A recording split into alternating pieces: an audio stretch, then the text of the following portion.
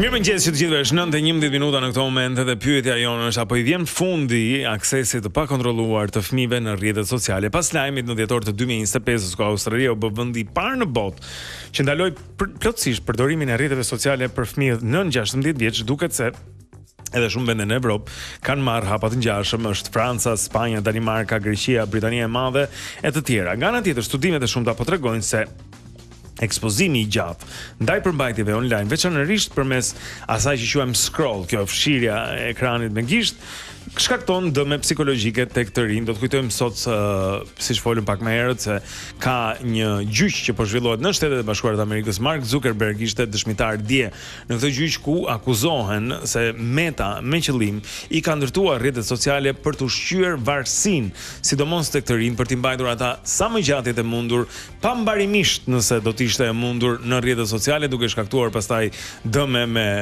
psikoza, me imazhin e trupit të tyre, e bullizmin e gjithçka tjetër, dhe Meta rrezikon të humbas miliarda nëse do të gjykohet kundra kësaj. Juria do të vendosë kundra Metës dhe që duhen bërë ndryshime të mëdha strukturore brenda funksionit të aplikacioneve. Por për të folur për këtë pak më gjerë, ne kemi sot në studio Brunilda Lapovitin, psikologe klinike. Është kënaqësi që të kemi sërish. Përshëndetje. Pra, si e sheh këtë valën globale për të mbyllur rrjetet sociale nën 15 vjeç? Në fakt, po ta diskutojmë edhe si në pjesën e ekspertizës, edhe si eksperte psikologa, ajo që vëre kohë të fundit jo vetëm globale, po edhe në Shqipëri. Fakti është që ne jetojmë në Shqipëri dhe kuptojmë realitetin dhe prekim atë çdo ditë. Është fakt që varësia nga rrjetet sociale ka rritur një numër shumë të lartë, për të mos thënë që pothuajse 99% e popullsisë ka krijuar një lloj varësie. Në fakt më të prekurit janë moshat e reja, por nuk duhen lënë pas edhe moshat e mbi 50 vjeç, të cilët ndoshta në kohën e rinis nuk e kanë pasur të akses ose këtë mundësi për të lundruar në internet, ndërkohë që sot e gjejnë edhe e kanë krijuar vërtet një varësi të frikshme. Pra këto ekstremet po ndjes. Jo, s'ka gjë. Këto ekstremet po vjen në pa, domethënë të vegjëlit dhe ka kryesisht fëmijët dhe adoleshentët janë ata të cilët kanë një varësi dhe që mund të krijojnë edhe problematika të shëndetit mendor dhe që mund të rrjedhin problematika të shëndetit mendor patjetër edhe nga varësia. Ti shikon në çdo trotuar, momentin që dikush është duke pritur dikë, me njëherë nxjerr telefonin nga xhepi edhe fillon të shohë diçka atje. Zakonisht shkon në Instagram, në TikTok, ku diun çfarë mund të jenë këto gjëra, po ti shikon në çdo moment të lirë të ditës ti je duke bërë scroll, ti je duke parë diçka, bombardohesh nga informacione, algoritmi pastaj bën punën e vet që targeton.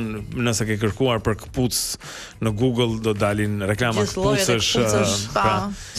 Edhe survejimi është këtu, por do të thotë që është e qepur mbas trupit tënd, pra që mekanizmi ose më saktë truri I këtyre aplikacioneve funksionon I tillë që ta shënjestroj përdoruesin. Nuk është rastësi. Në fakt po, shumë e vërtet, për të nisur edhe nga vetja, domethënë jemi bërë shumë të fiksuar mbas telefonit, çdo shënim që mund ta bëjmë me telefonin, çdo akses që mund kemi për kontrollim të jeta është në telefon. Jeta është bërë shumë e lidhur mbas telefonit. Ideja është e keq përdorimi, sepse disa mund ta përdorin si mjet pune, por disa të tjerë mund realisht mund ta përdorin në mënyrë të keqe. Telefonin. Ti po më thoshe që ka përveç se përdorimit të aplikacioneve si TikToku edhe Instagrami që algoritmi ushqen vazhdimisht, ka edhe një anë të errët të grupeve që formohen për të shpërndar materiale, ndonjëherë edhe kriminale, edhe keqbërëse ndaj fëmijëve në këto rrjete sociale. Në fakt, në eksperiencën tim me 16 vjeçare, në rasti fundit që ka qenë, është pikërisht fakti që jam caktuar nga një organ ligjor si eksperte psikologe, dhe në fakt duhet vën alarmin sidomos për prindrit kundrejt fëmijëve, të cilët ndonjëherë mendojnë se janë duke lundruar për informacione që u duan për detyra apo informacione shkollore, ndërkohë që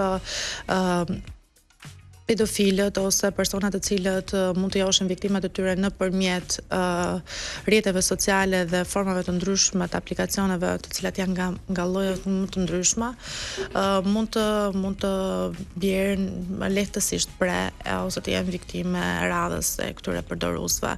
Dhe në fakt është një grup shumë i gjerë, domethënë nuk mund të mendohet që janë 2-3 persona dhe po funksionojnë në grup, është një grup i gjerë. Duke qenë kështu, nuk besoj që është i vetmin, edhe mendoj që kjo gjë do jetë akoma më e frikshme në të ardhmen.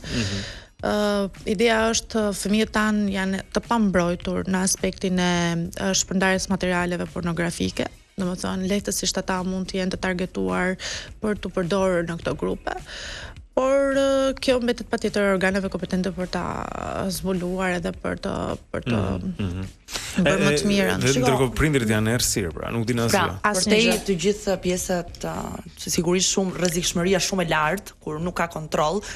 Për të rikthyer pak edhe në këtë varësinë psikologjike që krijon, unë sot kam bërë një pyetje, dje kam bërë një pyetje ndjekësve dhe ishin më gjë që më bëri përshtypje ishte që ishin të gjithë shumë të vetëdijshëm. E di që unë kam varësi dhe unë po lej punën sepse duhet të shoh reelsa, e dishin të gjithë. Dhe në një farë mënyrë ne nuk mund t'i hikim përdorimit të internetit, as kalamajt më të vegjël, as ne që punojmë. Pra si t'ja bëjmë që të përdorim rrjetet sociale pa u bërë të varur? Ku janë ato? Është shumë pyetje drejtë dhe nuk e di nëse ke gjetë në një përgjigje nga ndjekësit. Si ka reaguar ata? Shumica I dorëzohen varësisë, pra nuk shkojnë në ekspert. Jo, unë po të pyesja aty në fakt për psikologin. E vlerësoj shumë. Që të kemi ato limitet ose çfarë të kuptojmë te vetja që po kuptojmë që 1 minutë se po rri shumë. Koalicioni kanë paneli d'alarme, si është shqip. 1 minutë është shumë. Kush janë nëse të shndrojmë, por nëse I kthehem për shembull rastet e fundit të një 13 vjeçari që e pyet sa kohë konsumon në rrjetet sociale dhe në internet, në telefon, dhe mas voglon 1 orë, 2 orë, dhe ndërkohë I them e kontrollojmë pak tek dhe ndërkohë shkon 5 orë deri në 6 orë në ditë. Do të thotë një fëmijë në moshën 13-14 vjeçare është patjetër që nuk ka gjetur format për të shpëtuar, sepse vet ajo që tha Blendi edhe më parë, vet mënyra se si vet ofrohen këto rrjete sociale bëhen më interesante, bëhen më atraktive për ty dhe të fusin pikërisht në varësi. Patjetër që duhet të drejtohemi ekspertët psikolog, por gjithashtu edhe familja është një element shumë I rëndësishëm në cilin ne duhet të bashkalidhemi. Ajo që duhet të kuptojmë të gjithë është që këto rrjete sociale funksionojnë njësoj si një drogë. Pra është sigur pyetja jote të ishte si mund të përdor kokainën pa u bërë e varur nga kokaina. Nuk ka një mënyrë për ta. Jo, është e njëjta gjë, është praktikisht e njëjta gjë. Domethënë, ajo çfarë ndodh në tru, edhe kjo është parë edhe me studime, edhe me imazheri, që të njëjtat impulse dhe zonat të trurit ndizen kur ti përdor rrjetin social, si kundër një I varur nga droga përdor kur ai I përmendet atij droga e caktuar e preferencës apo e varësisë që ka ky person. Pra është e ndërtuar e keqe, është e ndërtuar e tillë që të mbajë varur. Nuk ka një mënyrë për të përdorur heroinën apo kokainën apo rrjetet sociale që është pa u bërë të varur. Pa u bërë të varur, eksakt. Nëse do t'i hysh asaj gjëje, ose duhen ndryshuar rrjetet sociale që të kthehen kur ishin më të thjeshta. Se edhe izolimi, mos të dish asgjë, mos të punosh dot. Nuk ka të bëjë aq shumë me informacionin që shpërndahet, pra që atë që hedh unë apo hedh BBC apo hedh Top Channel apo hedh ky tjetri, sesa me mënyrën se si rrjeti në vetvete funksionon. Ashtu si të ofrohet. Në fakt video e fundit në internet që pikërisht për varësinë nga rrjetet sociale ka qenë një fëmijë I cili qëllon të jo më me thik sepse ajo I merr telefonin, edhe agresiviteti edhe mënyra se si I drejtohet mamas së tij, prindit në këtë rast, që normalisht do të kishte jetë një figurë e respektuar, e dashur, sillen në një mënyrë të frikshme. Domethënë për moshën që kishte dhe për mënyrën dhe reagimet që kishte dhe për mohimin e gjës të cilët po I bëhej, ishte shumë është sikur të ndalosh një të droguar, pra, si ata që I lidhin te krevati kur shiko se droga është një dëm pa asnjë pro.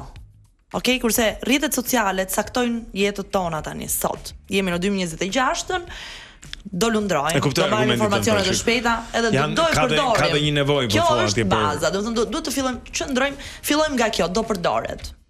Rrjeti social do të përdoret. Kjo është realiteti. Tani ideja është ku ta di unë që fëmia im do arrin atë pikën që të më nguli thik. Domethënë, çfarë duhet që të ndihmojmë edhe prindërit nga shtëpia? Çfarë duhet të shohun tek fëmia ime? Që të di kur është ai momenti që ndoshta merr thikën dhe për telefonin ngul thikën mua, ose përveç faktit kohor, ose çfarë duhet shohin prindërit shumë. Patjetër që duhet të jenë komunikim të vazhdueshëm me fëmijën, pra ti duhet ta ngacmosh në komunikim, në eksplorim, ashtu sikur se përmendëm që mund të kenë shumë informacione në qarkullim të cilat mund të mos jenë dhe të përshtatshme për moshën, por fëmijët kanë kuriozitetin për t'i parë. Sigurisht që prindi duhet të jetë aty pranë të shpjegoj, edhe nëse është kurioz fëmia të mos thoj mos e shiko, por hajde i shikojmë bashkë dhe të shpjegoj mënyrën si funksionojnë për ta perceptuar ndryshe dhe për të mos e marrë gjën ashtu sikur se mund të vinë nga interneti.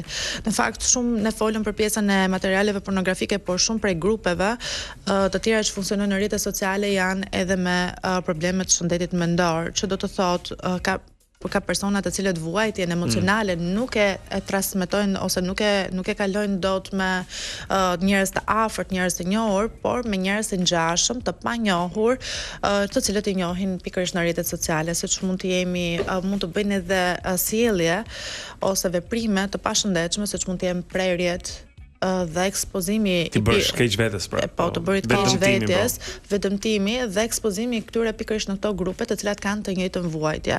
Dhe në fakt është janë alarmante edhe këto në ditët e sotme.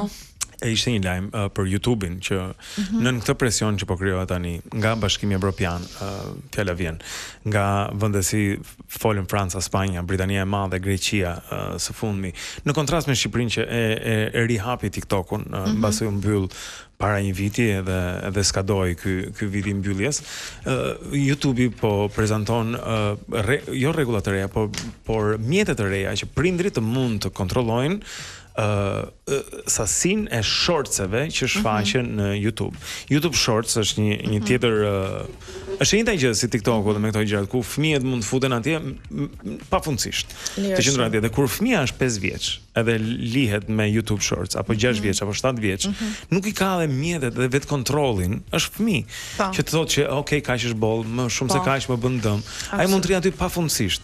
Dhe ajo si thua përqendrimi i fëmijës zvoglohet dhe kjo sigurisht do javi pasojë edhe në shkollë. Ai nuk mund të rri tani në një orë mësimi 45 minuta kur është mësuar që 23 sekonda e ka atë. Edhe faktisht është shkëputur nga gjëja fizike. Do të thotë që ti çdo informacion e merr thjesht nëpërmjet telefonit edhe këtyre informacioneve që të vinë në mënyrë të vazhdueshme dhe që ti vetë i kërkon, ndërkohë që shkëputur nga librat, shkëputur nga studimet, ajo që realisht domethënë më përpara bëhej, sot është shumë e vështirë. Unë jap mësim në universitet, edhe të gjitha gjërat janë në telefon, studentët i kanë në telefon, edhe kur duan të kopjojnë në provim hapin telefonin. Po, janë ato lapsat me ChatGPT tani që kanë dalë. Domethënë është bërë shumë e tmerrshme. Mendon që indikon edhe studentët e tu edhe brezin e ri, po themi në mos arritjen e kapaciteteve intelektuale që ndryshe do të kishin arritur, po mos kishin pasur këto shpërqendrime kaq të forta? Ato janë ata të aftë që të mbajnë një vend pune më vonë, që të jenë të po themi të aftë në profesionin që kanë zgjedhur që të bëjnë në jetë, nëse s'kan përqendrimin as për të çuar një faqe deri në fund. Në fakt kjo është një pikpyetje shumë e madhe. Edhe sigurisht që do të transmetohet në vitet që do vinë, por pas Covidi ka bërë efektin e vet, edhe ndoshta kjo pjesa e pandemisë në 2 vite studime online e ka shtuar edhe më tepër varësi nga rrjetet edhe mjetet elektronike, që thotë studentët janë shkëputur dhe ka qenë shumë e vështirë rikthimi, për të mos thënë që është akoma e vështirë.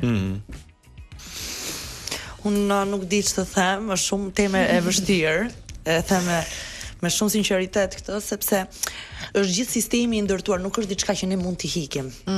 Sepse unë mendoj gjithmonë atë pjesën e si ta zgjidhim ose çfarë mund bëhet, çfarë nuk i ikën dot, edhe unë nga ana tjetër të gjitha punët, po thon te Blendi tani që a do jenë të aftë të mbaj një vend pune, vendet e pune do të jenë online. Që ai personi nuk do ketë vend pune po su mor me këtë. Është bër edhe më fitimprur se kohë të fundit. E kupton çfarë? Domethënë ti po thoj diçka shumë të logjikshme dhe mua më pëlqeu shumë, domethënë se tha faktikisht të duan shumë gjëra, atribute, duhet të kesh studiuar, duhet të kesh një edukat, logjik, etik, gjitha këto gjëra kështu.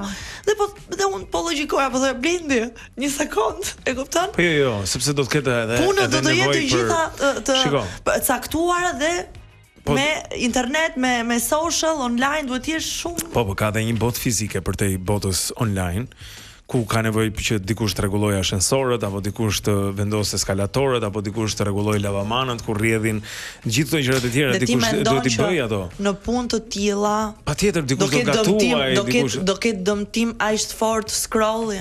Unë mendoj që ka çuna që edhe goca që kanë talent për futboll që s'do i bien kur topit. Sepse do e kalojnë gjithë kohën në celular, edhe nuk do ta zbulojnë fare atë talent që do ishin bërë futbollistë të mëdhenj, fjala vjen apo sportistë aftë, sepse s'dolën nga shtëpia, sepse e kaluan gjithë pasditën, gjithë verën, gjithë vjeshtën duke bërë scroll. Shumë problem. Dhe domethënë ti nuk del dot në talentet e tua natyrale që mund t'i kishe, aq kohë sa ti nuk i shfrytëzon ato, nuk i zhvillon. Nuk kalon dot etapat e zhvillimit jetësor. Pra ai nuk përjeton dot një adoleshencë, nuk përjeton dot një fëmijëri të shëndetshme, pra ti nuk luan lagje, ti nuk shikon fëmijë luajnë litar. Ka dim që s'di si flasin vajzë. Mund të them diçka. Ke parasysh kjo trendi, tendenca e gjeneratës së re që nuk pinë më alkool edhe janë të dhënë pas një jete të shëndetshme? Kjo ndodhi sepse u viralizua në internet ky stil jetese. Ti nuk e ke idenë se sa shumë reelsa motivuese ka në këtë drejtim. Vllai im për shembull që është patjetër pa diskutim i ndikuar nga rrjetet sociale dhe nga ky scrolling dhe nga TikTok, nuk i del nga adoleshentët e moshës vet dhe është shumë indikuar te pjesa motivacionale, për shembull të bëjnë not. I dalin vetëm reelsa që duhet të hash mirë avokado, gjëra të mirë jo të procesuara, fruta, dhe është bërë trend shumë i madh kjo në fakt. Kështu që nga një anë duhet të shohim edhe se si të merr për çat të merr. Edhe faktikisht kanë dalë edhe data që gjenerata Z nuk po pinë më alkool dhe preferon të shkojnë palestër ose të merret me vetë ose të motivohet për shkak të kësaj. Dhe shumë njerëz që duan të bëjnë not, duan të bëjnë futboll, ekziston edhe kjo pjesa e reelsave. Te doja të thoja. Patjetër që mund të ketë përdorim të mirë, se ka edhe nga ata. Po unë shoh nga ana tjetër për shkakun që më shumë se sa ata që bëjnë alpinizëm ka njerëz që shohin në celular njerëz të tjerë duke bërë alpinizëm. Dhe para internetit nuk e bëjnë vetë kështu. Dhe para internetit ka qenë kështu, janë më shumë njerëzit që nuk bëjnë asgjë se sa ata që bëjnë, edhe impenjohen dhe kanë disiplinë. Nuk është se kur nuk ishin rrjetet sociale ishin gjithë alpinista e futbollista dhe njerëz me prestacione shumë të larta. Patjetër, po gjithsesi njerëzit dilin nga shtëpia, domethënë më shumë në numra shumë më të konsiderueshëm se sa sot. Loja bëj për jashta, para pallatit, mbrapa pallatit. Ishte fizike, hipën në pemë, zbrisje nga pema, një mur, një gjë, domethënë derisa të kapnin nga veshit, toshin zbrit nga muri, po ti kishe hipur atje. Ndërkohë që sot fëmijët nuk i zhvillojnë këto. Tani ne kemi diskutuar në të kaluarën këtu edhe librin e Jonathan Hadith, Brezi Ankthit, që është një libër i mirë edhe u vlen prindërve, edhe pse i frikshëm në përmbajtjen edhe ato treguesit që ka statistikor atje. Ankth, depresion, cilat janë disa prej të këqijave që e bëri Australinë të parën dhe pastaj këtë varg tjetër shtetesh që ton nën moshën 16 vjeç askush nuk do të ketë një rrjet social në Australi apo në Britani apo në Spanjë apo në Francë apo kjo është super, por ideja është që unë shtoj edhe abuzimin si një formë psikologjik, abuzimin psikologjik që bëhet fëmijëve në mënyrë të vazhdueshme nga ekspozimi pa dëshirën e tyre në rrjetet sociale. Prandaj është shumë e domosdoshme kur një fëmijë arrin të kuptojë dhe të perceptojë veten e tij të jashtme për ta ekspozuar kundrejt të tjerëve, patjetër që mund të ketë dëshirën ose lejen e vet për t'u ekspozuar, ndërkohë që ka shumë raste të prindërve të cilët abuzojnë psikologjikisht me fëmijët e tyre, qoftë në TikTok, qoftë në Instagram, apo mund t'i përdorin edhe për pikërisht për të rritur benefitet e tyre. Ndërkohë që nuk e kuptojnë dëmin psikologjik që mund të shkaktojnë edhe ankthin që mund të shkaktojnë fëmijëve apo edhe në nivele më të larta simptomat depresionit. Do të ishit i dakord me këtë ligj që edhe në Shqipëri të ndalohet përfundimisht përdorimi i rrjeteve në një moshë caktuar? Patjetër. Patjetër që do të isha dakord. Është një efekt pozitiv që mund të japë të paktën ndalimin me ligj, sepse edhe për pjesën e TikTokut, pavarësisht të diskutimeve të ndryshme që u bën, sigurisht, por kam pasur raste vërtet shumë të bujshme, të cilat kanë përdorur fëmijët e tyre nëpërmjet rrjetit TikTok dhe sigurisht ka pasur pasojat e veta dhe ka ende të tjerë që e bëjnë këtë në mënyrë të frikshme. S'mund të flasim asnjëherë mjaftueshëm për këtë temë, mendoj që është tema e kësaj epoke. Shumë faleminderit për kohën sot, Brunilda Laboviti. Faleminderit shumë. Kthehemi shumë shpejt në program. Mirëmëngjes.